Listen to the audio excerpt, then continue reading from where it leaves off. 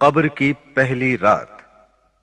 حضرات، قبر کی پہلی رات ہم سے کیا کہہ رہی ہے؟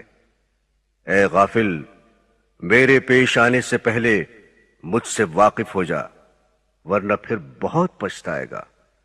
میں وہ رات ہوں جو ہر ایک کو پیش آتی ہوں۔ یاد رکھ، تجھ کو اور سب کو عنقریب پیش آ کر رہوں گی۔ اپنے پیش آنے سے پہلے میں نے تجھے خبردار کر دیا ہے۔ میں خاک کے نیچے سخت اندھیری رات ہوں، لہذا روشنی کا سامان اور اعمال صالح کا چراغ لے کر آنا۔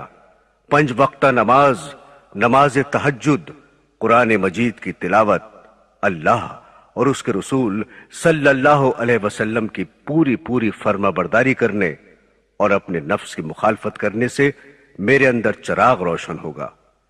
کر زمین کے نیچے جانے کی بھی فکر، اونچے اونچے یہاں تو بنوائے محل، روشنی کی قبر کا سامان کر، کام جو کرنے ہیں کر لے آج کل۔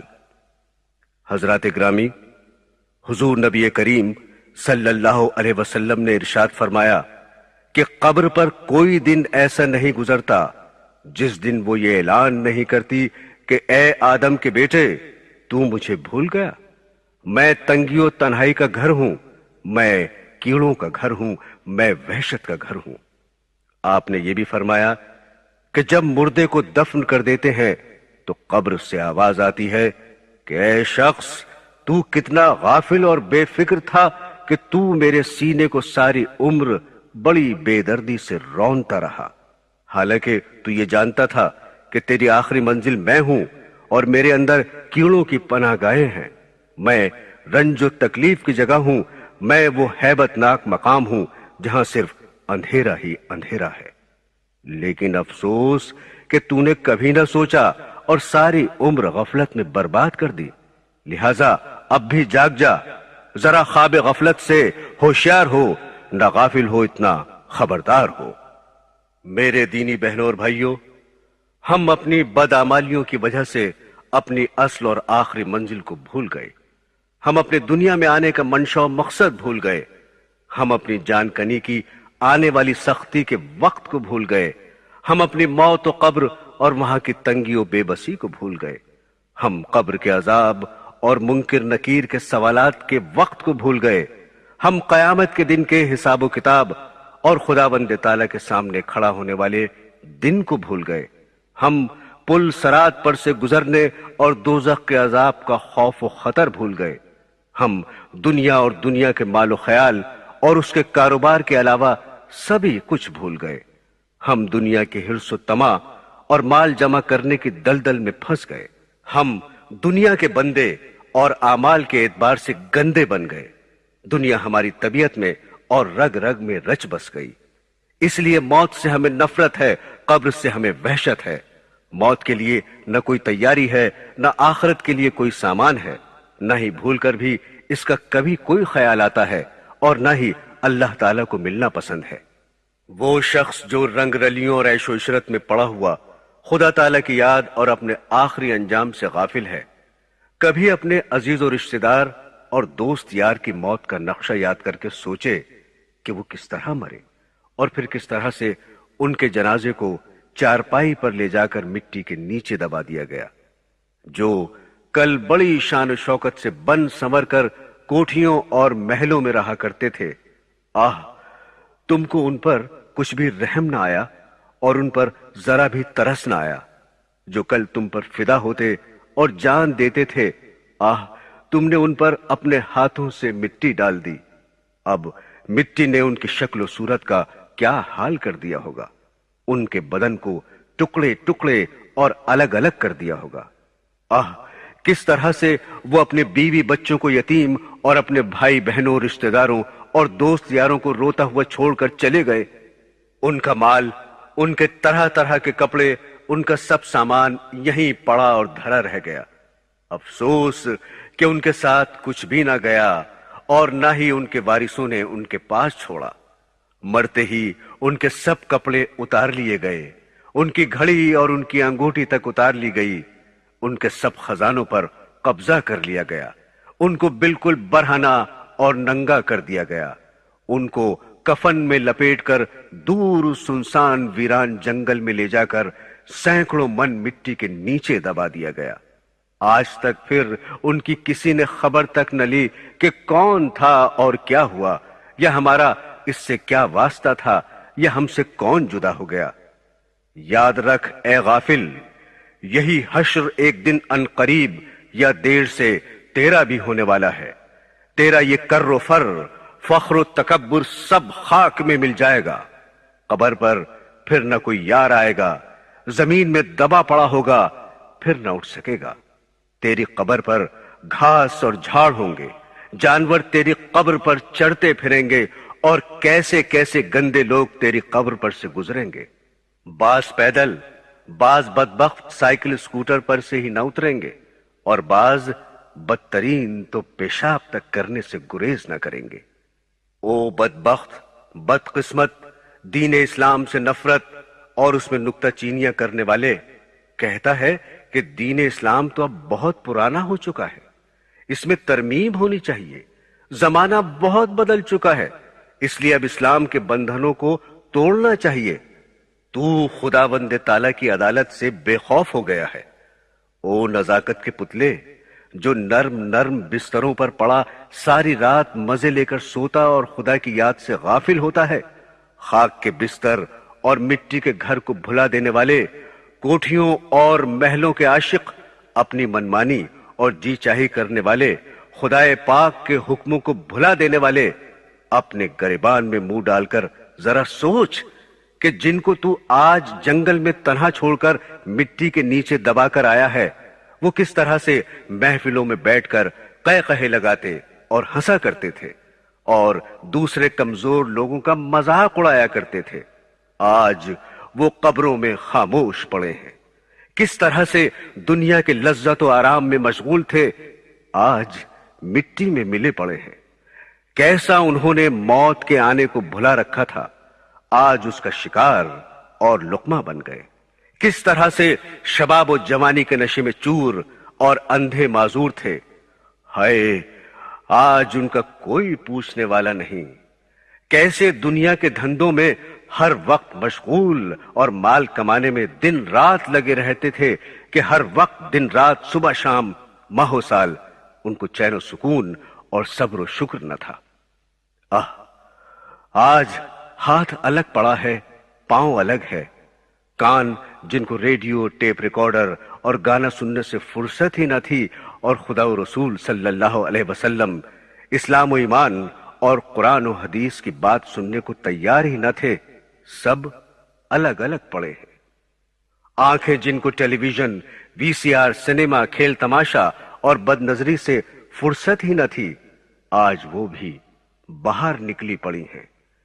منہ زبان کو کیڑے مکوڑے چمٹ رہے ہیں، جن کو سرخی پاؤڈر لگانے، پان کھانے، سگریٹ پینے، قہقہ لگا کر ہنسنے، چغلی غیبت کرنے، گانے بجانے، فضول بکواس بکنے، جھوٹی شہادت دینے، تہمت بہتان لگانے، گپ شپ لڑانے کے علاوہ اور کوئی کام ہی نہ تھا۔ آج کیڑوں نے کھا چاٹ کر کیا حال کر دیا۔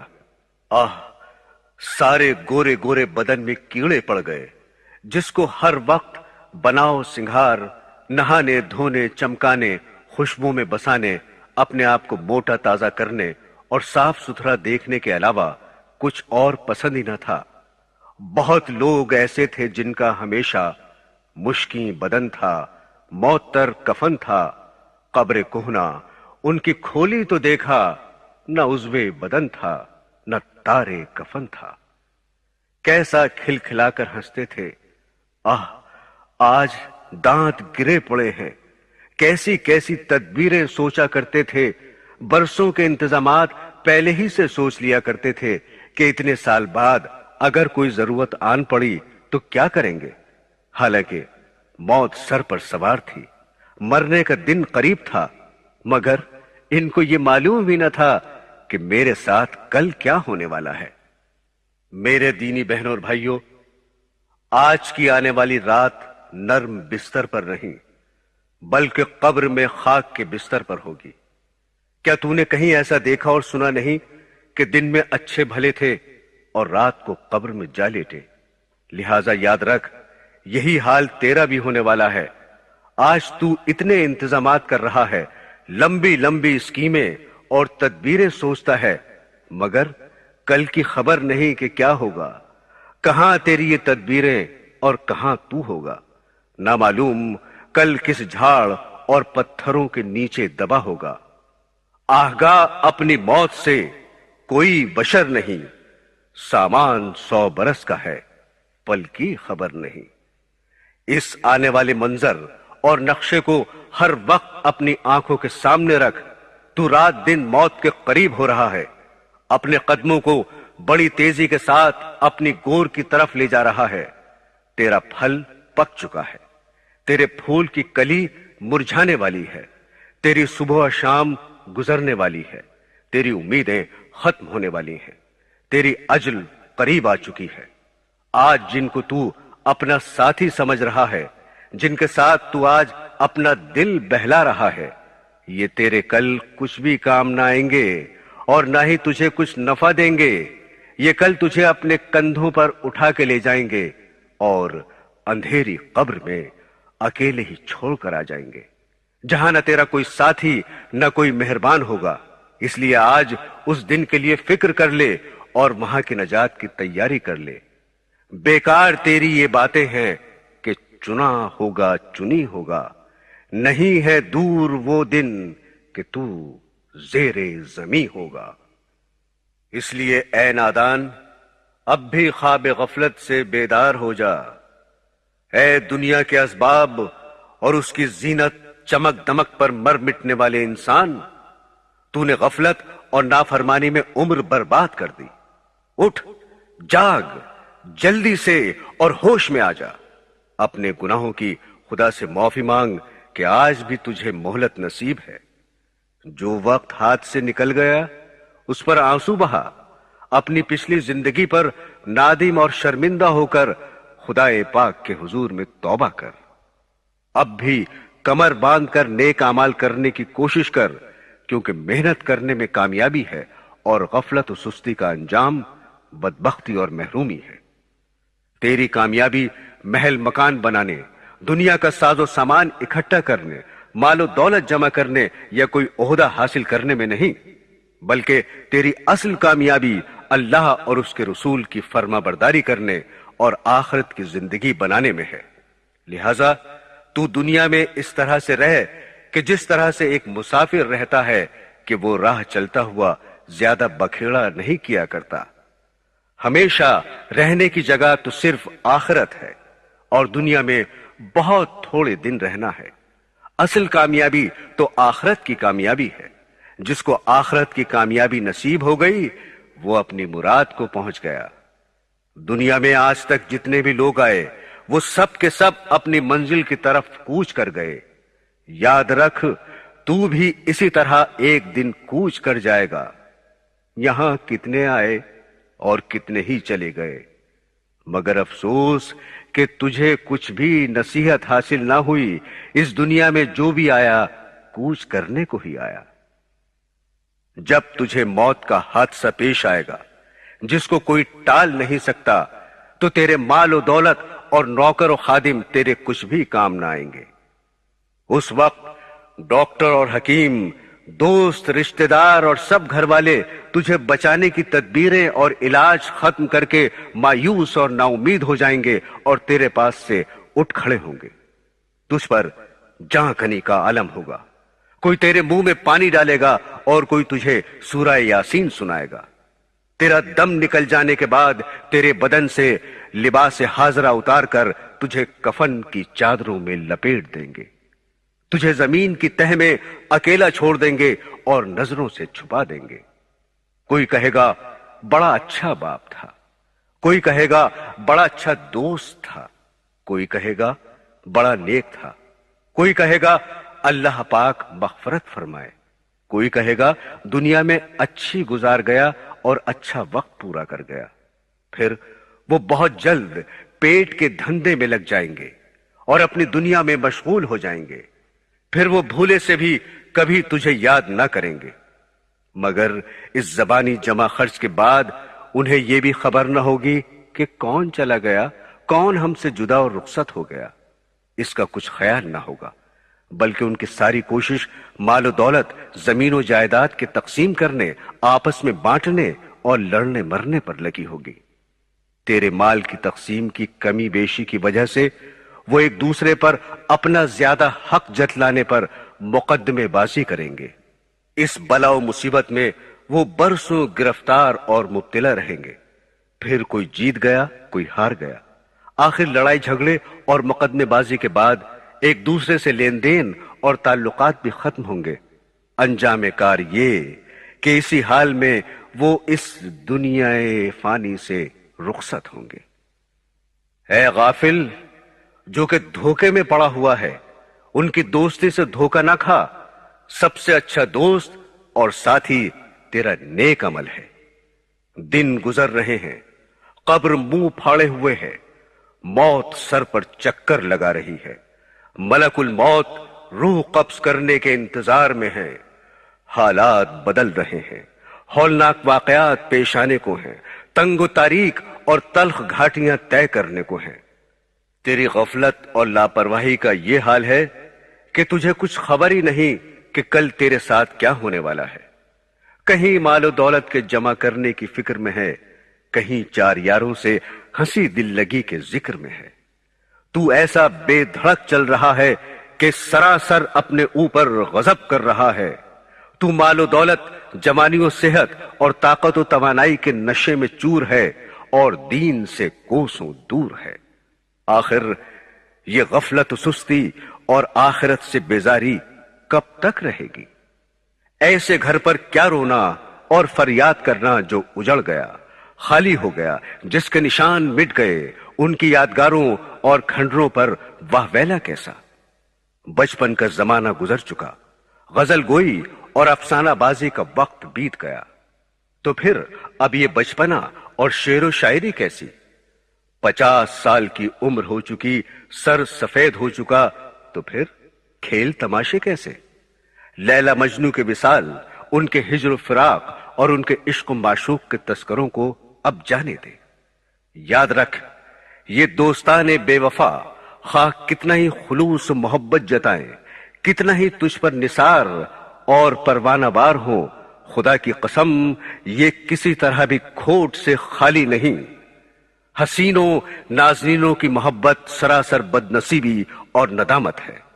تیرا یہ ہر روز کا بننا سمرنا اور ہم نشینوں کے ساتھ رنگ رلیاں منانا، شراب و کباب کے نشے میں بدمست اور مدہوش رہنے کا انجام سوائے آخرت کی ذلت و رسوائی کے اور کیا ہے؟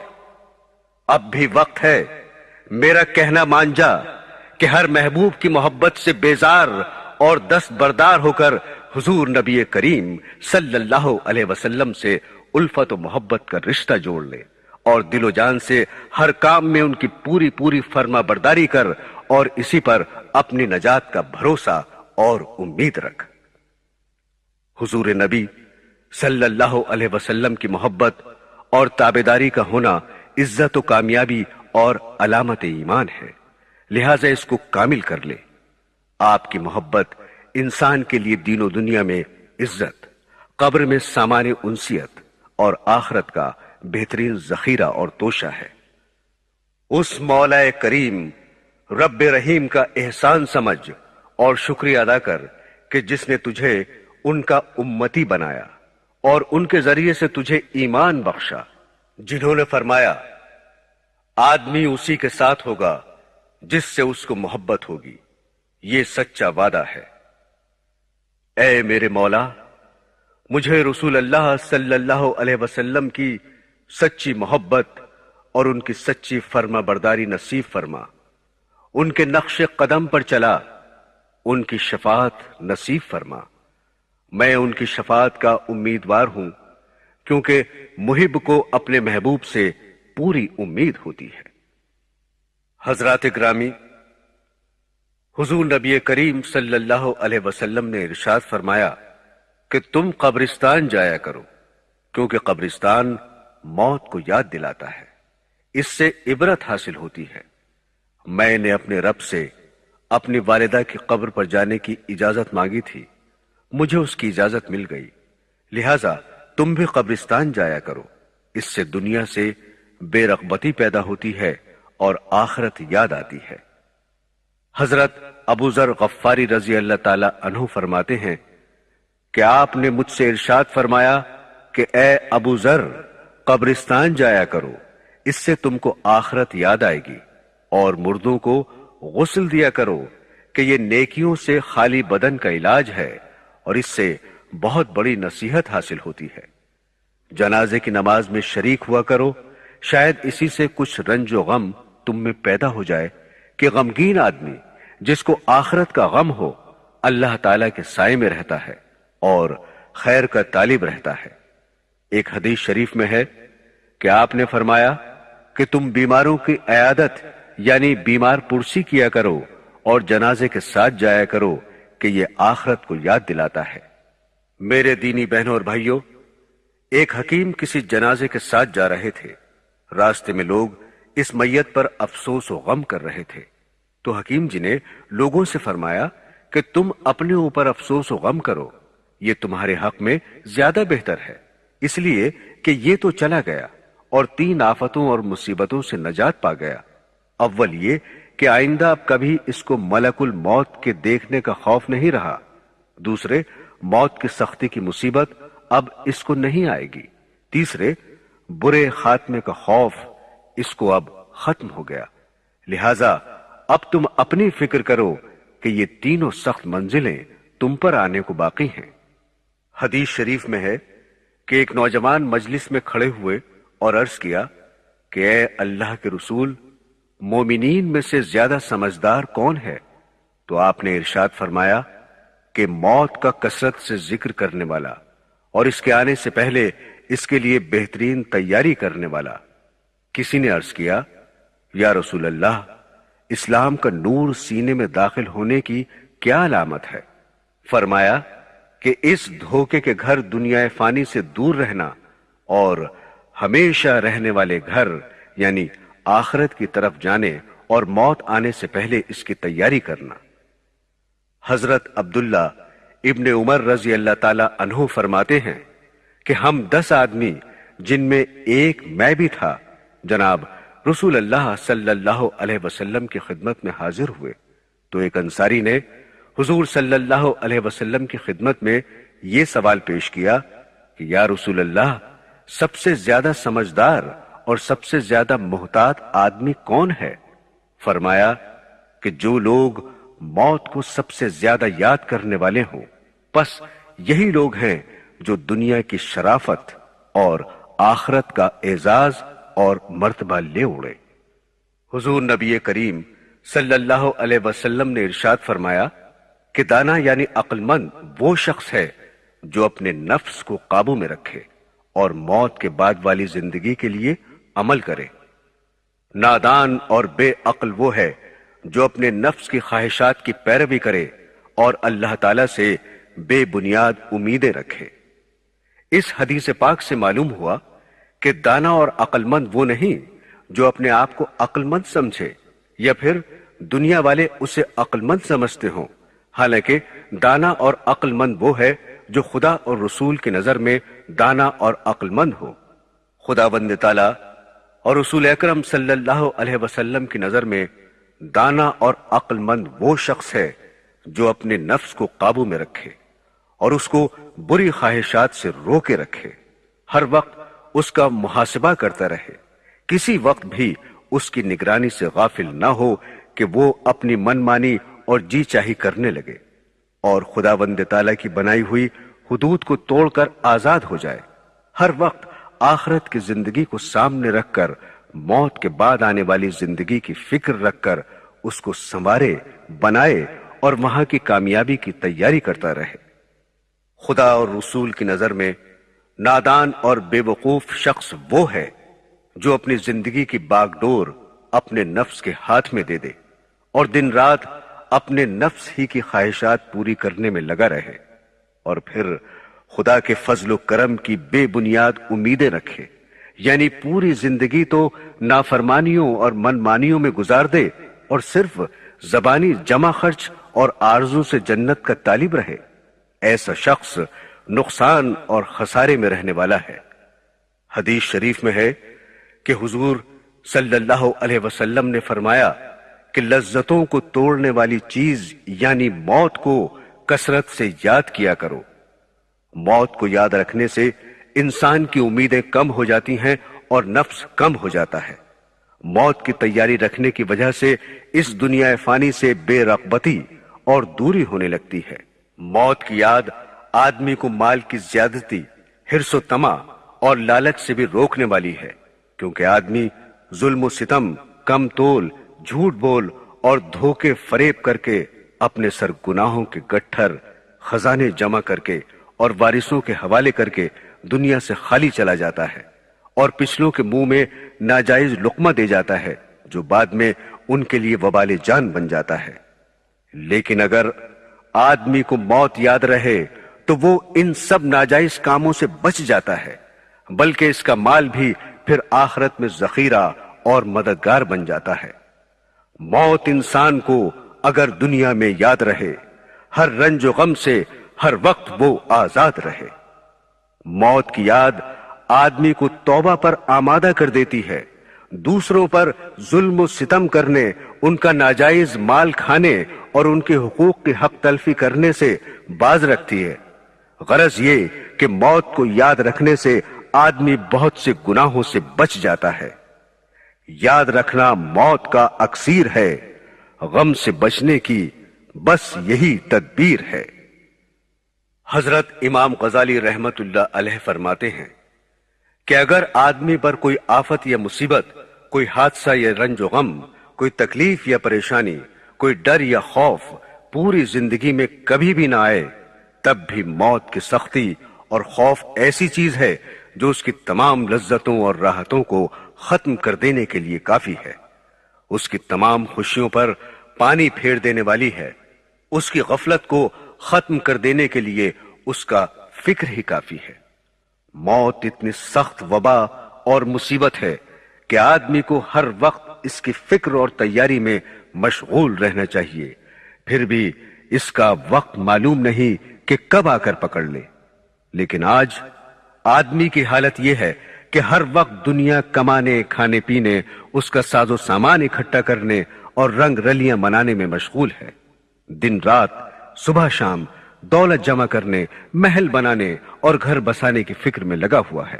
آسمان پر اس کی گرفتاری کے وارنٹ جاری ہو چکے ہیں اور اس کی موت کا حکم جاری ہو چکا ہے، جس میں نہ کسی کی سفارش چل سکتی ہے، نہ ہی کوئی اپیل کی جا سکتی ہے اور نہ ہی منٹ دو منٹ کی اس کو مہلت مل سکتی ہے۔ جب بھی کسی پر موت کا وقت آیا تو اس کو کچھ کہنے سننے کی مہلت ہی نہیں مل سکی۔ کلام کیا کہ زبان تک منہ میں ہل نہ سکی، پلک جھپکنے کی مہلت بھی ان کو مل نہ سکی۔ پھر بھی یہ کس قدر دھوکے میں پڑا ہوا ہے، دنیا کی دلدل میں پھنسا ہوا ہے، محل مکان بنا رہا ہے، باغ لگا رہا ہے، زمین خرید رہا ہے، فیکٹری لگانے کی فکر میں ہے، غرض دن رات انہی باتوں کے خیال و فکر میں ہے اور رات کو بھی یہی خواب دیکھتا ہے، لیکن موت کو کبھی بھولے سے یاد نہیں کرتا۔ اس کا نام زندوں کی فہرست سے کٹ کر مردوں کی فہرست میں آ چکا ہے، بازار میں اس کا کفن تک بھی آ چکا ہے، مگر افسوس کہ اس کو کچھ ہوش ہی نہیں۔ موت ایسی چیز ہے کہ جس کے آنے کا کوئی وقت مقرر نہیں اور نہ ہی کسی کو یہ پتا ہے کہ وہ کب آ پکڑے۔ پھر یہ کتنی حیرانی کی بات ہے کہ آدمی سب کچھ جانتا ہوا بھی انجان بن جائے اور اس کو بھولا رہے، دنیا کی لذتوں اور غفلتوں میں پڑا رہے۔ اگر اس کو یہ پتا چل جائے کہ کوئی سپاہی یا پولیس اس کی تلاش میں ہے جو اس کے جرم کی وجہ سے اس کو سزا دے گا تو سب لذت و آرام خاک میں مل جائے گا، یا اس کو صرف اتنا ہی پتا چل جائے کہ اس کی گرفتاری کے وارنٹ جاری ہو چکے ہیں، بس اتنا سنتے ہی ہوش اڑ جائیں گے، نیند تک حرام ہو جائے گی، لذت و آرام کیسا۔ میرے دینی بھائیوں اور پیاری بہنوں، حضور نبی کریم صلی اللہ علیہ وسلم نے حضرت فاطمہ رضی اللہ تعالیٰ عنہ سے فرمایا کہ اے میری بیٹی، تو نیک عمل کر اور اس خیال میں نہ رہنا کہ میں محمد صلی اللہ علیہ وسلم کی بیٹی ہوں اور بخشی جاؤں گی۔ حضرات، دیکھیے کس قدر غور کرنے کا مقام ہے۔ جو لوگ یہ کہہ کر جان چھوڑا لیتے ہیں یا پھر یہ سمجھتے ہیں کہ ہم تو فلاں پیر صاحب یا فلاں مولوی صاحب کا پلہ پکڑ کر جنت میں چلے جائیں گے، وہ کس قدر اپنے آپ کو دھوکہ دے رہے ہیں اور نفس و شیطان کے کہنے پر اپنی زندگی برباد کر رہے ہیں۔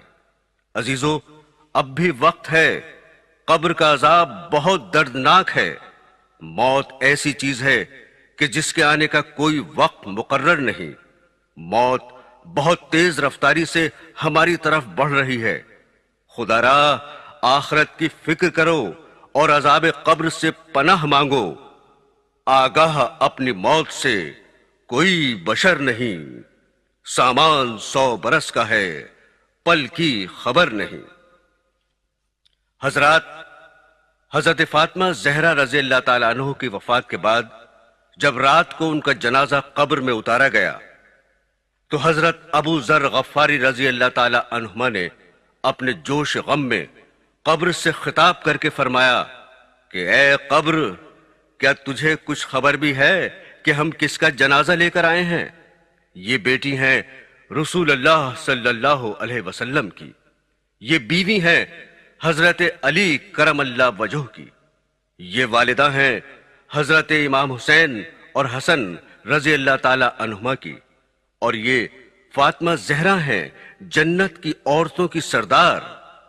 قبر سے آواز آئی کہ اے ابو ذر، قبر حسب و نسب بیان کرنے کی جگہ نہیں ہے، یہاں تو صرف نیک اعمال کا ذکر ہے، یہاں تو وہی آرام پائے گا جس کے اعمال اچھے ہوں، جو سچے دل سے اللہ اور اس کے رسول کے فرما بردار ہوں گے۔ حضرات، ابھی آپ نے قبر کی آواز سنی، لیجئے اب ہم آپ کو قبر کے بارے میں کچھ اور تفصیلات بتا رہے ہیں۔ امید ہے آپ ان واقعات کو سن کر عبرت حاصل کریں گے۔ ابن حجر مکی کا بیان ہے کہ عبد الباسط نامی ایک شخص قاضی شہر کا چپراسی تھا۔ وہ شروع میں بہت غریب تھا، مگر اس نے ناجائز ذرائع سے خوب دولت سمیٹی، لیکن جب وہ مر گیا اور دفن کر دیا گیا تو دفن کرنے کے بعد قبر ذرا سی کھل گئی اور ہم نے دیکھا کہ ایک زنجیر کے اندر ایک بڑے سانپ کو اس کی لاش سے باندھ دیا گیا ہے۔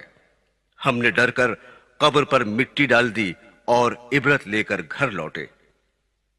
ابن جوزی رحمت اللہ علیہ سے روایت ہے کہ حضرت عیسیٰ علیہ السلام اپنے ساتھیوں کے ہمراہ جا رہے تھے، راستے میں کسی مردے کی ایک کھوپڑی نظر آئی۔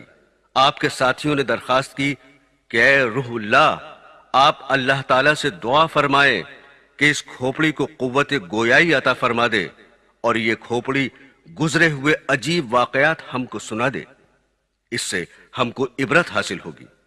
حضرت عیسیٰ علیہ السلام نے 2 رکعت نماز پڑھی اور اللہ تعالیٰ سے دعا کی۔ آپ کی دعا قبول ہوئی اور کھوپڑی بول اٹھی کہ اے روح اللہ، پوچھئے کیا پوچھتے ہیں؟ اللہ تعالیٰ کا حکم ہے کہ میں آپ کی باتوں کا جواب دوں۔ آپ نے پوچھا، تو اس دنیا میں کون سی شخصیت رکھتا تھا؟ کھوپڑی نے جواب دیا، میں اس زمین کا بادشاہ تھا، 1000 برس زندہ رہا، 1000 اولاد مجھ سے ہوئیں، 1000 شہر فتح کیے، 1000 لشکروں کو شکست دی اور 1000 بادشاہوں کو قتل کیا۔ بالآخر اس فاتح زمانہ کو موت آئی۔ میں نے اچھی طرح یہ معلوم کر لیا کہ زہد و تقوی سے بڑھ کر کوئی دولت نہیں اور حرص و طمع میں ہلاکت ہی ہلاکت ہے، اور اللہ تعالیٰ کی تقدیر پر راضی رہنے میں سب سے بڑی عزت ہے۔ محترم سامعین، اب ہم جو واقعہ آپ کو سنا رہے ہیں وہ بڑا عبرتناک اور دل ہلا دینے والا ہے۔ خدا ہم سب مسلمانوں کو قبر کے عذاب سے بچائے۔ لیجئے ایک کفن چور کی داستان سنیے۔ حضرت سیدنا حسن بصری رحمت اللہ علیہ کے دست مبارک پر ایک ایسے کفن چور نے توبہ کی جس نے تقریباً 2200 کفن چرائے تھے۔ حضرت حسن بصری رحمت اللہ علیہ کے دریافت کرنے پر اس نے 3 قبروں کے واقعات بیان کیے۔ ایک بار میں نے ایک قبر کھودی تو اس میں ایک دل ہلا دینے والا منظر دیکھا۔ کیا دیکھتا ہوں کہ مردے کا چہرہ سیاہ ہے، پاؤں میں آگ کی زنجیریں ہیں اور اس کے منہ سے خون اور پیپ جاری ہے، نیز اس قدر بدبو آ رہی ہے کہ دماغ پھٹا جا رہا ہے۔ یہ خوفناک منظر دیکھ کر میں ڈر کر بھاگنے ہی والا تھا کہ مردہ بول پڑا، کیوں بھاگتا ہے؟ اور سن کہ مجھے کس گناہ کی سزا مل رہی ہے۔ میں مردے کی پکار سن کر ٹھٹک کر کھڑا ہو گیا اور تمام ہمت اکٹھی کر کے قبر کے قریب گیا، اور جب اندر جھانک کر دیکھا تو عذاب کے فرشتے اس کی گردن میں آگ کی زنجیریں باندھے بیٹھے تھے۔ میں نے مردے سے پوچھا، تو کون ہے؟ اس نے جواب دیا، میں مسلمان ابن مسلمان ہوں، مگر افسوس میں شرابی اور زانی تھا اور اسی بدمستی کی حالت میں مرا اور عذاب میں گرفتار ہو گیا۔ ایک مرتبہ جب کفن چرانے کی غرض سے میں نے قبر کھودی تو ایک کالا مردہ زبان نکالے برہنہ کھڑا ہو گیا، اس کے چاروں طرف آگ لپک رہی تھی، فرشتے اس کے گلے میں زنجیریں باندھے کھڑے تھے۔ اس شخص نے مجھے دیکھتے ہی پکارا، بھائی میں سخت پیاسا ہوں، مجھے تھوڑا سا پانی پلا دو۔ فرشتوں نے مجھ سے کہا، خبردار اس بے نمازی کو پانی مت دینا۔ پھر میں نے ہمت کر کے اس مردے سے پوچھا، تو کون تھا اور تیرا جرم کیا ہے؟ اس نے جواب دیا، میں مسلمان تھا، مگر افسوس میں نے اللہ تعالی کی بہت نافرمانیاں کی ہیں اور میری طرح بہت سے لوگ عذاب میں گرفتار ہیں۔ میرے دینی بھائیوں، دیکھا آپ نے، بے نمازی، شرابی، زانی اور اللہ تعالی کی نافرمانی کرنے والے کس قدر خوفناک عذاب میں مبتلا دیکھے گئے۔ یاد رکھیے، عذاب قبر حق ہے۔ عذاب قبر دراصل عذاب برزخی کو کہتے ہیں۔ حضرات، ناحق فیصلہ کرنا بھی عذاب قبر ہے۔ لیجئے ایک اندھے کفن چور کا عبرتناک واقعہ سنیے۔ ابو اسحاق ابراہیم بن عبداللہ طالبی رحمت اللہ علیہ کا بیان ہے کہ ہمارے یہاں ایک اندھا کفن چور تھا۔ وہ بھیک مانگتا تھا اور بھیک مانگتے ہوئے وہ کہا کرتا تھا کہ کوئی شخص مجھے کچھ دے تاکہ میں اسے انوکھی خبر سناؤں، اور کوئی شخص مجھے زیادہ دے تاکہ میں اسے انوکھی چیز دکھاؤں۔ ایک دن وہ بھیک مانگتا ہوا آیا، لوگوں نے اس کو دیا، میں بھی وہاں موجود تھا۔ بھیک پا کر اس نے انوکھی چیز دکھانے کے لیے اپنی آنکھوں سے کپڑا ہٹایا۔ میں نے دیکھا کہ اس کی دونوں آنکھیں غائب تھیں اور آنکھوں کے حلقے کا سوراخ آگے سے پیچھے تک آر پار تھا۔ دونوں سوراخ ایسے تھے جیسے دو ٹکلیاں لگی ہوں، اور سامنے سے اس کی گدی کے پیچھے کی چیزیں صاف نظر آ رہی تھیں۔ پھر اس نے کہا کہ اب میں تم کو انوکھی خبر سناتا ہوں۔ میں اپنے شہر کا کفن چور تھا اور میری کفن چوری اتنی مشہور ہو گئی کہ لوگ مجھ سے ڈرنے لگے اور میں کسی سے نہیں ڈرتا تھا۔ میرے شہر کا قاضی بیمار ہو گیا اور اس کی بیماری سے بچنے کی کوئی امید نہ رہی، تو اس نے مجھے بلایا اور کہا، میں اپنی قبر میں بے عزتی 100 اشرفیوں کے عوض میں تجھ سے خریدتا ہوں۔ یہ 100 اشرفیاں لے لے اور میری قبر سے کفن نہ چرانا۔ میں نے اشرفیاں لے لیں اور چلا گیا۔ قاضی اس بیماری سے اچھا ہو گیا اور موت سے بچ گیا۔ پھر وہ قاضی کچھ عرصے کے بعد بیمار پڑ گیا اور آخر کار مر گیا۔ لوگوں نے اس کو دفن کر دیا۔ میں نے سوچا کہ اس نے جو 100 اشرفیاں دی تھیں وہ پہلی بیماری کی تھیں، اور وہ اب تو دوسری بیماری میں مرا ہے، اس لیے میں نے اس کی قبر کھودی تاکہ اس کا کفن چرا لوں۔ قبر کھودنے پر میں نے عذاب کی آہٹ محسوس کی، اور قاضی قبر میں پریشان حال تھا۔ اس کے بال بکھرے ہوئے تھے اور آنکھیں سرخ تھیں۔ یہ منظر دیکھ ہی رہا تھا کہ میرے دونوں گھٹنوں میں دھکا لگا، اور پھر میری دونوں آنکھوں میں 2 شدید انگلیوں کی ایسی ضرب لگی کہ آنکھیں آر پار ہو گئیں۔ جیسا کہ تم لوگ دیکھ رہے ہو، جب میری آنکھوں پر ضرب لگی اس وقت ایک آواز آئی۔ کوئی کہنے والا مجھ سے کہہ رہا تھا، اے اللہ کے دشمن، کیا تو اللہ تعالیٰ کے اسرار کا سراغ لگانا چاہتا ہے؟ حضرات گرامی، عذاب قبر کے بارے میں کچھ اور عبرتناک واقعات سنیں اور ان سے نصیحت حاصل کریں۔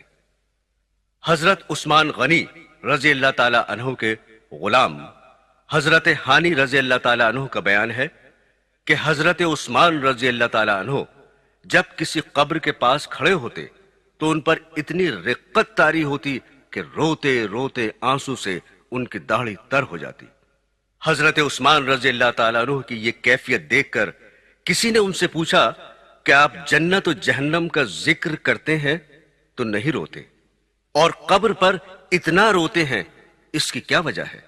اس کے جواب میں حضرت عثمان رضی اللہ تعالی عنہ نے فرمایا، رسول اللہ صلی اللہ علیہ وسلم کا ارشاد ہے کہ سفر آخرت کی پہلی منزل قبر ہے۔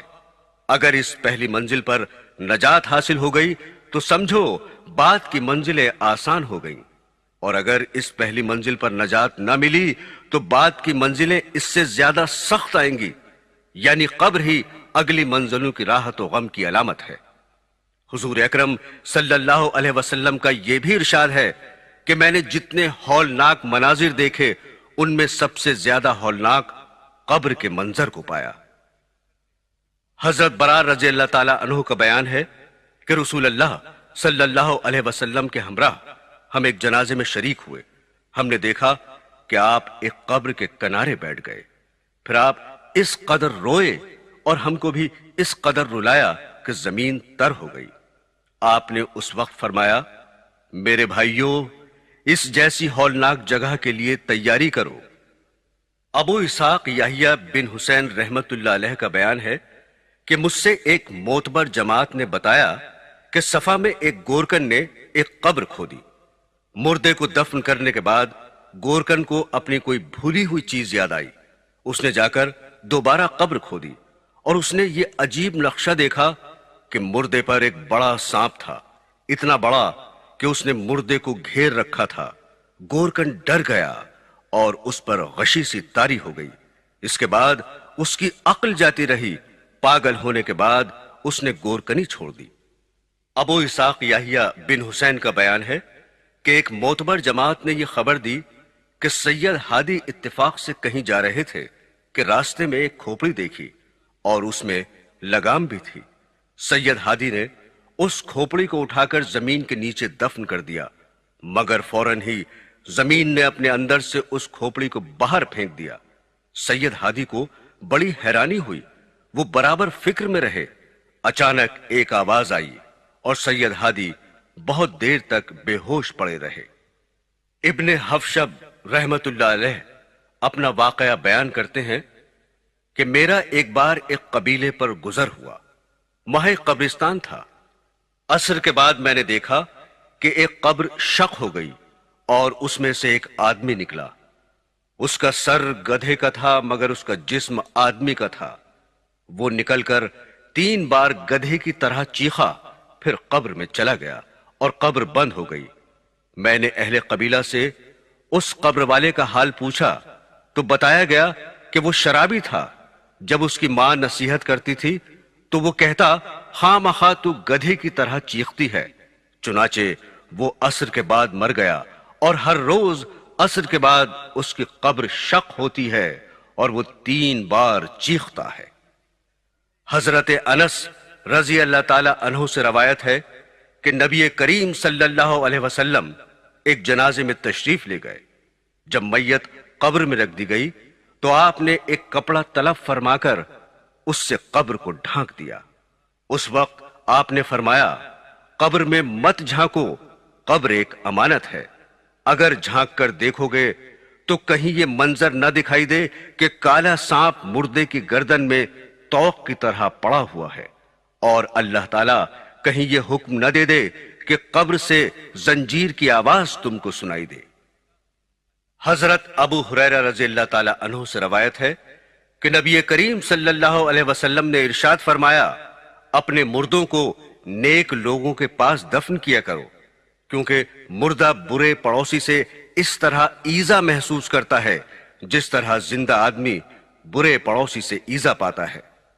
حضرت ابن عباس رضی اللہ تعالی عنہ سے روایت ہے کہ سرور کائنات صلی اللہ علیہ وسلم نے ارشاد فرمایا، جب تمہارا کوئی آدمی وفات پا جائے تو اس کو اچھا کفن دو اور اس کی وصیت پر جلد عمل کرو اور اس کی قبر اچھی کھودو اور اس کے لیے اچھا پڑوسی تلاش کرو۔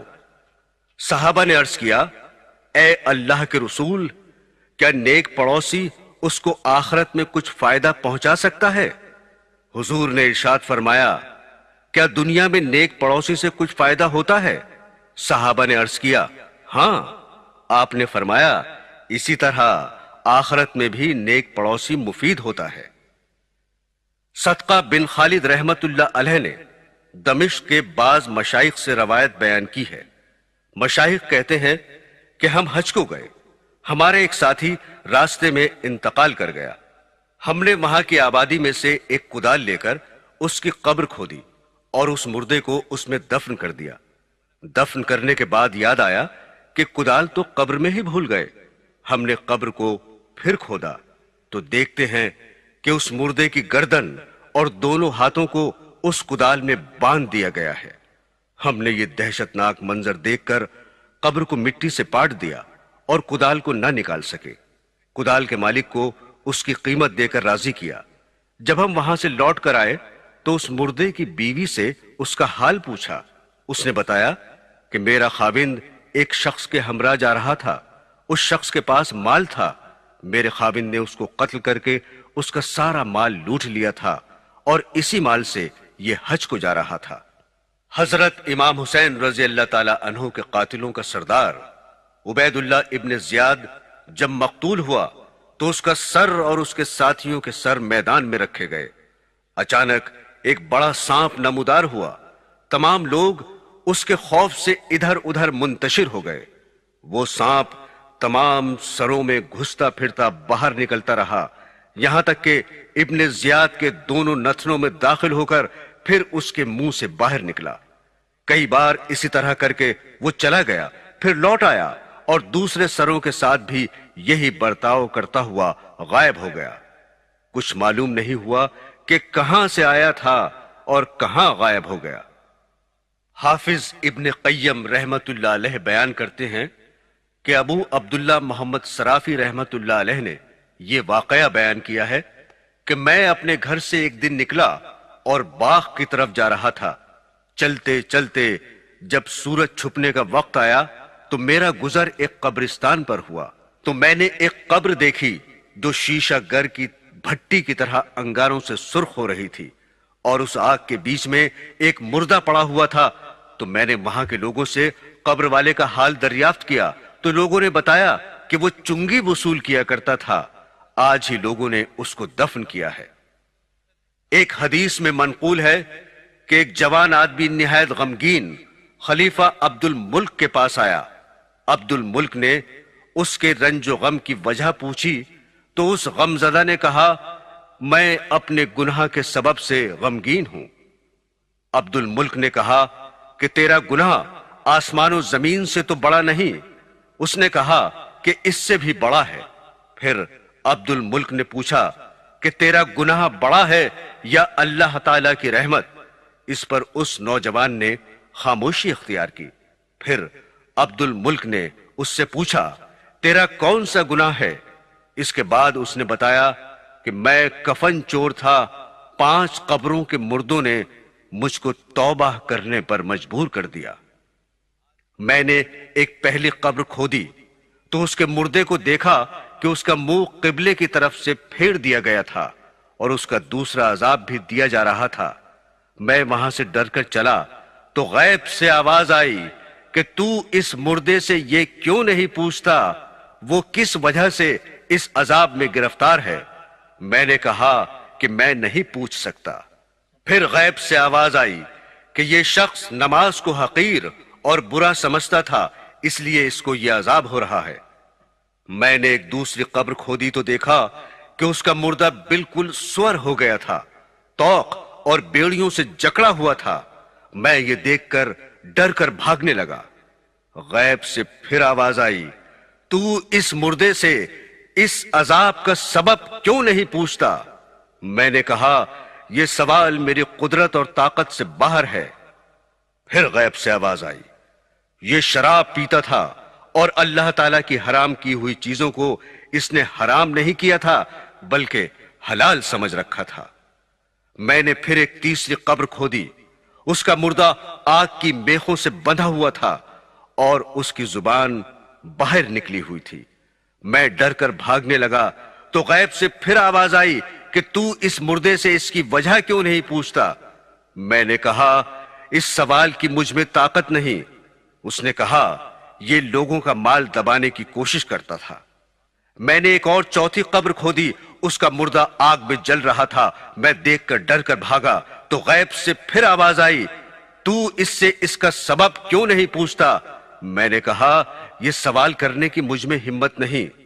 تو غیب سے آواز آئی یہ شخص جھوٹا تھا اور جھوٹی قسمیں کھایا کرتا تھا۔ اس کے بعد میں نے ایک پانچویں قبر کھودی تو دیکھا کہ فرشتے اس مردے کو آگ کے ستون میں مار رہے تھے۔ غیب سے آواز آئی تو اس سے عذاب کا سبب کیوں نہیں پوچھتا؟ میں نے کہا میرے اندر اتنی طاقت ہی نہیں کہ میں پوچھ سکوں۔ غیب سے آواز آئی یہ ایک کھلنڈرا تھا جو شطرنج وغیرہ کھیلا کرتا تھا، حالانکہ اللہ اور اس کے رسول صلی اللہ علیہ وسلم نے اس سے منع فرمایا ہے۔ حاصل مطلب یہ ہے کہ قبر کا عذاب دل، آنکھ، کان، پیٹ، ہاتھ پاؤں، شرمگاہ اور سارے بدن کے گناہوں کے سبب ہوتا ہے، اور اسی طرح سے ان اعضاء سے جو نیک کام ہوتے ہیں ان پر اجر ملتا ہے۔ محمد بن یونس قربائی کا بیان ہے کہ ابو سنان بڑا نیک آدمی تھا۔ اس نے یہ واقعہ بیان کیا کہ ایک شخص کے بھائی کا انتقال ہو گیا۔ جب میں اس کے افسوس کو گیا تو اس کو بڑا رنجیدہ پایا۔ اپنے غم کی وجہ اس نے یہ بتائی کہ جب میرے بھائی کو دفن کر دیا گیا تو میں نے قبر سے ایک آواز سنی، وہ کہہ رہی تھی آہ میرا بھائی۔ میں نے یہ سن کر قبر کھودنا شروع کر دی تو پھر دوسری آواز آئی کہ ایسا نہ کر، لہٰذا میں نے مٹی برابر کر دی، لیکن پھر یہ آواز آئی کہ آہ میرا بھائی۔ میں نے پھر قبر کھودنا شروع کی، مگر پھر دوسری آواز آئی کہ ایسا مت کر، اور میں نے پھر مٹی برابر کر دی۔ غرض یہ کہ اسی طرح بار بار ہوتا رہا۔ جب میں اٹھ کر واپس گھر کو آنے لگا تو قبر سے بڑی دردناک رونے کی آواز آئی کہ آہ میرا بھائی۔ میں یہ سن کر پھر قبر پر گیا اور قسم کھائی کہ اب ضرور قبر کھود کر اپنے بھائی کو دیکھوں گا۔ جب قبر کھود کر دیکھا تو اس کی گردن میں آگ کا توق پڑا ہوا تھا۔ میں نے توق کو کاٹنا چاہا تو میری انگلیاں جاتی رہیں۔ ابو سنان کا بیان ہے کہ اس نے اپنا ہاتھ ہم کو دکھایا تو اس کی 4 انگلیاں غائب تھیں۔ میرے دینی بہنوں اور بھائیوں، ابھی آپ عذاب قبر کے اسباب کے بارے میں سن رہے تھے۔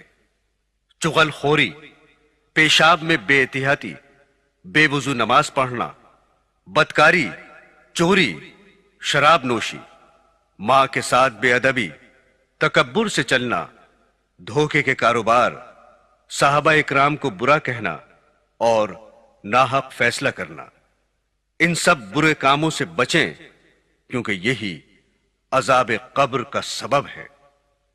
حضرات گرامی، مومن پر قبر کی شفقت کے بارے میں اب ذرا سن لیجئے۔ حضرت سعید بن مسیب رضی اللہ تعالی عنہ سے روایت ہے کہ حضرت عائشہ نے عرض کیا کہ اے اللہ کے رسول، آپ نے جس دن منکر نکیر اور قبر کے بھینچنے کی حدیث بیان فرمائی، اس دن سے مجھے کوئی چیز اچھی معلوم نہیں ہوتی، دل گھبرایا ہوا ہے۔ آپ نے فرمایا اے عائشہ، منکر نکیر کی آوازیں باوجود کڑک کے مومن کے کانوں میں ایسی معلوم ہوں گی جیسے آنکھ میں سرما لگانے کی آواز ہوتی ہے، اور مومن کو قبر اس شفقت سے دبائے گی جیسے کوئی ماں اپنے بیٹے کے درد سر کو دور کرنے کے لیے نرم ہاتھ سے دباتی ہے۔ ہاں عائشہ، ہلاکت تو ان لوگوں کی ہے جو مومن نہیں ہیں، ان کو قبر اس طرح دبائے گی جیسے انڈا پتھر سے دبا دیا جاتا ہے۔ حضرت عبداللہ بن شج رضی اللہ تعالی عنہ سے روایت ہے کہ رسول اللہ صلی اللہ علیہ وسلم نے فرمایا، جو شخص بیماری کی حالت میں قل اللہ پڑھتا رہے اور اس بیماری میں اس کا انتقال ہو جائے تو وہ فتنہ قبر سے محفوظ رہے گا، اور قیامت کے دن فرشتے اس کو اپنی ہتھیلیوں پر رکھ کر پل صراط سے گزاریں گے اور وہ جنت میں پہنچ جائے گا۔ حضرت عطا سے روایت ہے کہ مردہ جب قبر میں رکھا جاتا ہے تو سب سے پہلے اس کے پاس اس کا عمل جاتا ہے، اور عمل کہتا ہے میں تیرا عمل ہوں۔ مردہ کہتا ہے میرے گھر والے، میرے اہل و عیال اور میرا مال کہاں ہے؟ عمل جواب دیتا ہے ان تمام چیزوں کو تو نے اپنے پیچھے چھوڑا، قبر میں صرف میں تیرے ساتھ داخل ہوا ہوں۔ اس پر مردہ حسرت سے کہتا ہے اے کاش میں ان تمام چیزوں پر تجھی کو ترجیح دیتا، کیونکہ قبر کی اس تنہائی میں تو ہی میرا سچا ساتھی ہے۔ حضرات گرامی، قبر آخرت کا پہلا دروازہ ہے، لہذا جو کوئی اعمال صالح کی پونجی لے کر اس دروازے سے داخل ہوگا تو اللہ تعالیٰ کے فرشتے گرم جوشی کے ساتھ اس کا استقبال کریں گے۔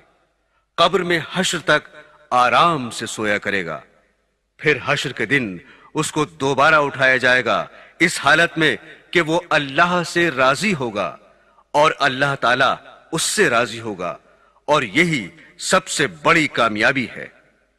کتنے خوش نصیب ہیں وہ لوگ جو نیکیوں کی پونجی لے کر اس منزل قبر میں داخل ہوتے ہیں تو قبر ان کے لیے جنت کا باغ بن جاتی ہے، اور جو لوگ بد اعمال کا ذخیرہ جمع کر کے لے جاتے ہیں تو ان کے لیے قبر جہنم کا گڑھا بن جاتی ہے۔ وہ عذاب دیکھ کر پھر پچھتاتے ہیں، لیکن وہاں کا پچھتانا پھر کس کام کا؟ حاصل یہ ہے کہ قبر دنیا کی کھیتی کا کھلیان ہے اور مقام عبرت ہے، لہذا اب بھی خبردار ہو جا پہلے اس کے کہ موت کے بعد تجھے بیدار کیا جائے۔ عذاب قبر کا معاملہ بہت مشکل ہے۔ اللہ تعالی ہم گنہگاروں پر اپنا رحم فرمائے، عذاب قبر سے بچائے اور آخرت کی کامیابی نصیب فرمائے۔ حضور صلی اللہ علیہ وسلم نے ارشاد فرمایا کہ تم عذاب قبر کے خوف کی وجہ سے مردوں کو دفنانا چھوڑ دو گے؟ اگر مجھے یہ ڈر نہ ہوتا تو میں اللہ تعالیٰ سے دعا کرتا کہ تمہیں عذاب قبر سنا دے اور دکھا دے۔ اسی وجہ سے حضور نبی کریم صلی اللہ علیہ وسلم نے اپنی دعاؤں میں کثرت سے اس سے نجات کی دعا مانگی ہے تاکہ لوگ بھی کثرت سے عذاب قبر سے اللہ تعالیٰ کی پناہ مانگے۔ عذاب سخت ہے، لہذا ہر وقت اس سے ڈرو اور اس سے اللہ پاک کی پناہ مانگو، ہر وقت اس کو یاد رکھو۔ اے اللہ، میں تیری پناہ چاہتا ہوں عذاب قبر سے اور دوزخ کے عذاب سے، آمین ثم آمین۔ بہنوں اور بھائیوں، ابھی آپ قبر کی پہلی رات کا بیان سن رہے تھے۔ جیسا کہ آپ جانتے ہیں، سونک انٹرپرائزز نے آپ کی خدمت میں یہ دینی کیسٹ پیش کرنے کا سلسلہ شروع کیا ہے۔ اب بہت جلد سونک انٹرپرائزز دلی پیش کریں گے 6 گنہگار عورتیں اور قیامت کب آئے گی۔